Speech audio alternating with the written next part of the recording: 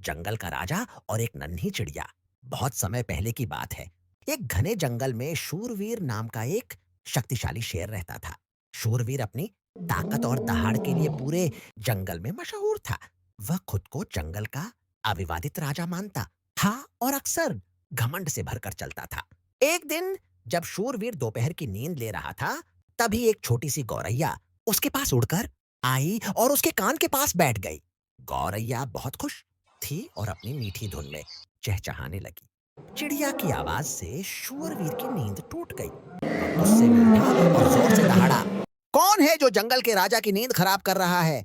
नन्ही गौरैया डर गई, लेकिन उसने हिम्मत करके कहा, क्षमा करें महाराज, मैं तो बस अपनी खुशी जाहिर कर रही थी। शूरवीर ने उसे देखा और घुर्राया। तुम इतनी छोटी और तुच्छ हो? तुम्हारी हिम्मत कैसे हुई मेरे पास आने की? अब मैं तुम्हें सबक सिखाऊंगा।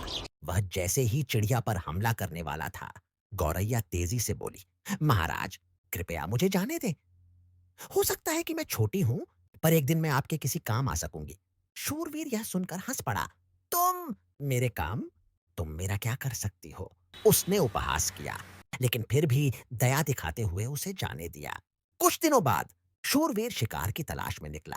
अचानक वह शिकारियों द्वारा बिछाए गए एक मजबूत जाल में फंस गया। उसने बहुत कोशिश की, दहाड़ा और जाल को तोड़ने की भरपूर ताकत लगाई, लेकिन सब व्यर्थ। वह असहाय महसूस करने लगा। उसकी भयानक दहाड़ सुनकर वही नन्ही गौरैया उड़ती हुई वहां आ पहुंची। गौरैया ने देखा कि राजा मुसीबत में है। उसने तुरंत अपने काम में जुटना शुरू कर दिया। अपने नुकीले चोंच से वह जाल की मोटी रस्सियों को धीरे धीरे कुतरने लगी। यह एक कठिन काम था, लेकिन गौरैया ने हार नहीं मानी। काफी देर की मेहनत के बाद उसने जाल की एक एक रस्सी काट दी और शूरवीर आजाद हो गया। आजाद होते ही शूरवीर ने नन्ही चिड़िया की ओर देखा। उसकी आंखों में अब घमंड नहीं, बल्कि कृतज्ञता थी। उसने धीरे से कहा, नन्ही दोस्त, मैंने तुम्हें तुच्छ समझा था।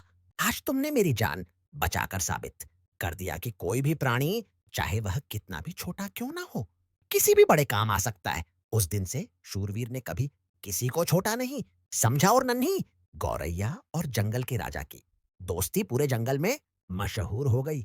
इस कहानी से हमें क्या सीख मिलती है? किसी को भी छोटा या कमजोर नहीं समझना चाहिए।